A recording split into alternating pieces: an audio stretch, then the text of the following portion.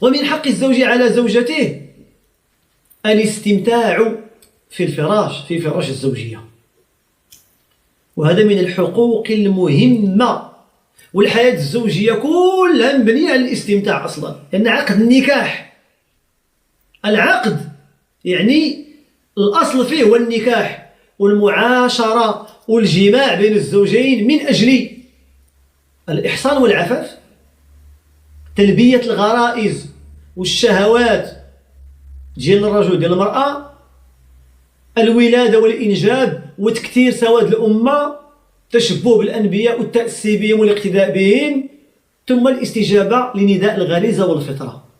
مثلا عقد زواج، بهذا عقد الزواج باش كتستمر الحياة، بهذه المعاشرة الزوجية باش كيتولدوا الولاد ويكونوا الأحفاد ويكونوا الأعمام والخوال والخالات. يا أيها الناس إنا خلقناكم من ذكر وأنثى وجعلناكم شعوبا وقبائل لتعارفوا إن أكرمكم عند الله أتقاكم.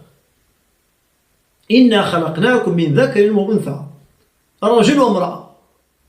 لذلك من أهم الحقوق التي ينبغي للمرأة أن لا تمتنع عنها حق الزوج في الاستمتاع مع زوجته وبها. عن أبي هريرة رضي الله عنه قال: قال رسول الله صلى الله عليه وسلم: إذا دعا الرجل امرأته إلى فراشه،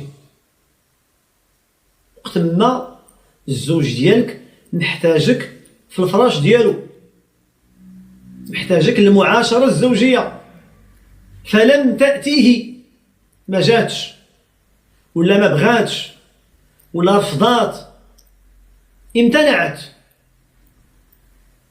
فبات غضبان عليها، لعنتها الملائكة حتى تصبح.